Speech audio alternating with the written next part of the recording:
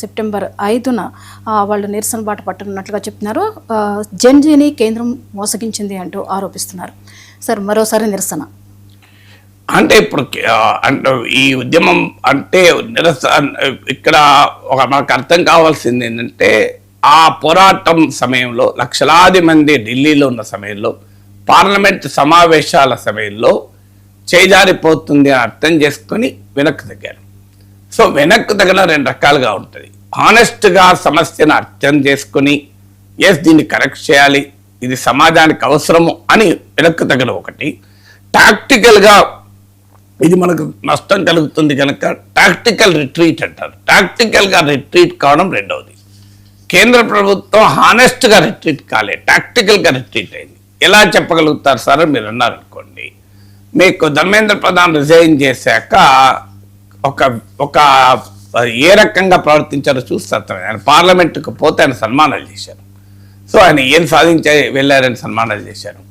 అంటే ఒకవైపు నీవే రిజైన్ చేయించి మరోవైపు సన్మానం చేస్తే వాట్ షుడ్ బి అండర్స్టూడ్ అంటే Dharmendra Pradhan political moral accountability తీసుకున్నట్లా, లేక ఆ వేడి తగ్గించడానికి మాత్రమే మావాడు రాజీనామా చేశాడు, బరాబర్ ఇట్లనే చేస్తామని చెప్పడమా? సో అందువల్ల దట్ షోస్ అన్ ఇండికేషన్. తర్వాత పోలీస్ కేసులు, సో ఇప్పటికీ కూడా ఫేషియల్ రెకగ్నిషన్తో కేసులు పెడుతున్నారు అని వస్తున్నటువంటి వార్తలు మనం చూస్తున్నాం. పైలట్ గన్ ఇంజురీస్ పైన ఈనాటికి కూడా జస్టిస్ లేదు, న్యాయం లేదు. ఇప్పటికీ కూడా ఆఖరికి లీడర్ ఆఫ్ ద పొజిషన్ కూడా ఢిల్లీలో పోలీస్ స్టేషన్ ముందు ఆ బాధిత 19 years బాధితుడు సాహిల్తో పాటు కూర్చుని చూశాం. ఇప్పటికీ who fired pilot guns, who ordered firing on students, ఈ ప్రశ్నకు ఆన్సర్ లేదు. ఈవెన్ టుడే ఆన్సర్ లేదు.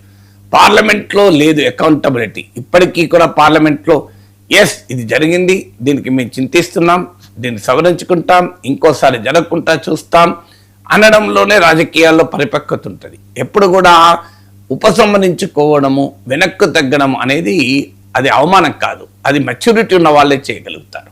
అది వివేకం ఉన్న వాళ్ళే. It is a symbol of wisdom and maturity, not a symbol of weakness. So public లైఫ్లో ఎస్ ఒకసారి ప్రభుత్వం మంచి చేయాలనుకున్న చెడు జరగచ్చు.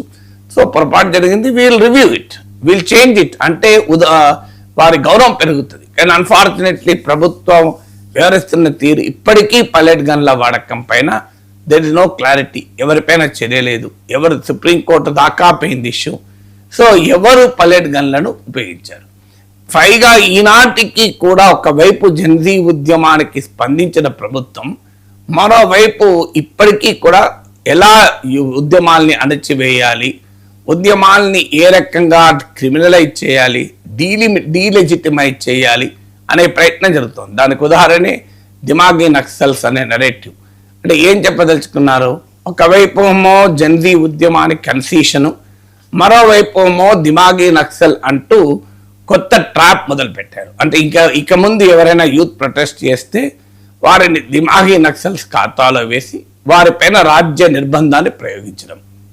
ఆ తర్వాత ఇదేదో నీట్ అనే ఇష్యూనే కాదు కదా, ఎంటైర్ ఎడ్యుకేషనల్ ఇష్యూస్ పైన ముందుకు వస్తే కాక్రోచ్ జనతా పార్టీ స్కూల్ టీ కరేగి అనే ప్రోగ్రామ్ పిలిపిస్తే ఏం జరుగుతుందో చూశాం కదా. బెంగాల్లో కాక్రోచ్ జనతా పార్టీ వాలంటీర్ ఒకతను వెళ్ళి స్కూల్ ఫోటోలు తీశాడు. ఏం నేరం చేశాడు? స్కూల్ ఫోటోలు తీశాడు, వీడియోలు తీశాడు. దాని కొరకు ఆయన ఇంటి పైన దాడి చేసి వాళ్ళ తండ్రిని చంపేశారు. ఆ దాడిలో మీరు గూగుల్లో కొట్టండి, దేశవ్యాప్తంగా అన్ని పత్రికల్లో వచ్చిన వార్త. సో ఆ తండ్రిని చంపేశాడు. ఇప్పుడు నష్టపరిహారం ప్రభుత్వం ఇస్తారంటే ఆ కొడుకు ఏమన్నాడు తెలుసా? నాకు మా నాన్న చనిపోయిన నష్టపరిహారం వద్దు, మా గ్రామంలో ఒక మంచి స్కూల్ నిర్మించండి అని అడిగాడు. చూడండి ఆయన ఆ త్యాగం ఎంత గొప్పగా ఉంది, ఆ విలువలు ఎలా ఉన్నాయి. కేవలం ప్రభుత్వ పాఠశాలలో నీళ్లు లేవు, తాగునీరు లేదు, టాయిలెట్స్ లేవు, ఫ్యాన్లు తిరగవు, బెంచ్లు లేవు అన్నది ఫోటో తీస్తా అంటే, వీడియో తీస్తా అంటే అటాక్ చేసి చంపేయడం ఏంటి ఈ దేశంలో? సో ఇది రాజస్థాన్లో చూసాం. కాక్రోచ్ జనతా పార్టీ ప్రతినిధులు స్కూల్కి వెళ్తానంటే వాళ్ళపైన దాడి. అసలు నాకు అర్థం కాని అంశం, స్కూళ్ళకు పోతానంటే దాడులు ఎందుకు? ఏంటి స్కూళ్ళు పోతున్న నేరమా? అదేమన్నా డిస్టర్బ్డ్ ఏరియానా, బార్డర్ ఏరియానా, అదేమన్నా రహస్య స్థానిక సైనిక స్థావరమా? వెళ్ళండి, ట్రాన్స్పరెంట్గా పోండి, మారుద్దాం. దానికి పోటీగా కావాలంటే బీజేపీ పాలిత రాష్ట్రాల్లో కాంగ్రెస్ జనతా పార్టీ చేసి మిగతా రాష్ట్రాలు చేయకపోతే నిలదీయండి. మరి మీరు ప్రతిపక్ష పాలిత రాష్ట్రాలు ఎందుకు చేయడం లేదని? లేదు, బీజేపీ కార్యకర్తలే పిలిపివ్వండి.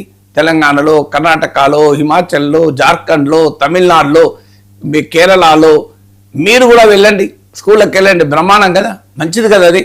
సో ప్రతిపక్ష పాలిత రాష్ట్ర ప్రభుత్వాలు ఉన్న చోట స్కూళ్ళకి వెళ్ళండి, స్కూళ్ళ పైన ఫోటోలు, వీడియోలు సోషల్ మీడియాలో పెట్టండి. దానికి కౌంటర్గా నష్టం తప్పేమీ లేదు, సంతోషం. అలాంటి వాళ్ళం స్వాగతిస్తాం, సహకరిస్తాం, పాల్గొంటాం కూడా. మీరు ఆ పోరాటం చేస్తే సంతోషంగా పాల్గొంటాం. ఎందుకంటే అల్టిమేట్గా మన స్కూళ్ళు బాగుపడాలి. రాజకీయాలు ఏంది, కాంగ్రెస్ బాగుపడుతుందా, బీజేపీ బాగుపడుతుందా మాకేందుకండి, ఎవరు బాగుపడితే మాకేంటి. ఇప్పుడు మీకు తెలంగాణలో స్కూళ్ళ పరిస్థితుల్లో మన బీజేపీ ధర్నా చేయండి, నేనే వెళ్ళి పాల్గొని మాట్లాడతా. నాకు ఎలా అడ్డంతలేదు, పాల్గొన్నాను కూడా ఇదివరకు. విద్యుత్ ఛార్జీల పైన కిషన్ రెడ్డి నాయకత్వంలో ఎమ్మెల్యేలు నిరసన చేస్తే పోయి పాల్గొన్నాను. మీకు మద్యం పైన DK Aruna BJP all India vice president, ఇప్పుడు ఆమె ధర్నా చేస్తే రాజాసింగ్తో పాటు కలిసి నేను పాల్గొన్నాను. నాకే అభ్యంతరం లేదు, ఎవరి ఉద్యమాలైనా పాల్గొంటాం. సో వరల్డ్ ట్రేడ్ ఆర్గనైజేషన్కి వ్యతిరేకంగా ఆర్ఎస్ఎస్ అనుబంధ సంస్థ స్వదేశీ జాగరణ మంచ్ ప్రోగ్రాంలు పెడితే కూడా నేను పాల్గొన్నాను. సో వీళ్ళు పార్టిసిపేట్, ఎందుకంటే మాకు ఇష్యూ న్యాయం కావాలంతే. అది ఈ పార్టీ చేసిందా, ఆ పార్టీ చేసిందా సంబంధం లేదు.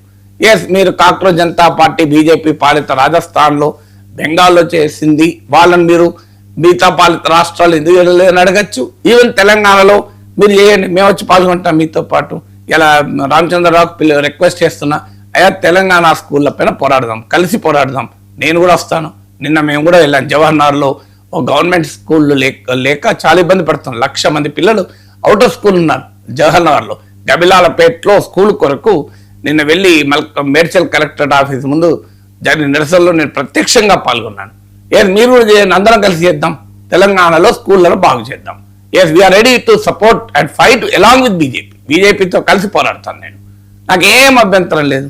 సో బ్రహ్మాండంగా పోరాడతాం. సో ఎందుకు, మాకు కావాల్సిన స్కూల్ బాగుపడాలి. ఎస్, ఇక్కడ కాంగ్రెస్ గవర్నమెంట్ ఉంది, రేవంత్ రెడ్డి గవర్నమెంట్ ఉంది, రేవంత్ రెడ్డి గవర్నమెంట్ నిలదీద్దాం, స్కూల్ బాగు చేయమని. మనకే అభ్యంతరం. సో అందువల్ల మనం ఒక ఇష్యూను మంచిదా చెడ్డ, ఎడ్యుకేషన్ ఇదే ఇష్యూ. ఈ దేశ భవిష్యత్తు మారుతుంది, ఈ దేశ బిడ్డల భవిష్యత్తు మారుతుంది. ఇవాళ జన్ ఆల్ఫా మూవ్మెంట్ నడుస్తుంది. ఉత్తరప్రదేశ్, రాజస్థాన్, పంజాబ్, జార్ఖండ్, మీకు అనేక రాష్ట్రాల్లో, మహారాష్ట్ర స్కూల్ పిల్లలు రోడ్ల మీదకి వచ్చి మా సమస్యలు పరిష్కరించండి అని అంటున్నారు. సో అందువల్ల ప్రభుత్వము ఇప్పటికైనా ఒక సానుకూల దృక్పథాన్ని, every crisis is an opportunity. గవర్నమెంట్కైనా ఎవరికైనా ఎవ్రీ క్రైసిస్ అన్ ఆపర్చునిటీ. ప్రతి సంక్షోభం అవకాశాన్ని ఇస్తుంది. సమస్యను ఎవరు ముందుకు తెచ్చినా, సమస్యను ముందుకు తెచ్చినప్పుడు, లోపాలను ముందుకు తెచ్చినప్పుడు, విమర్శలు ముందు చేసినప్పుడు ప్రభుత్వాలు ఆ విమర్శలను క్రిమినలైజ్ చేస్తానికి ప్రయత్నిస్తే వాళ్ళకే నష్టం, మాకేమి నష్టం లేదు.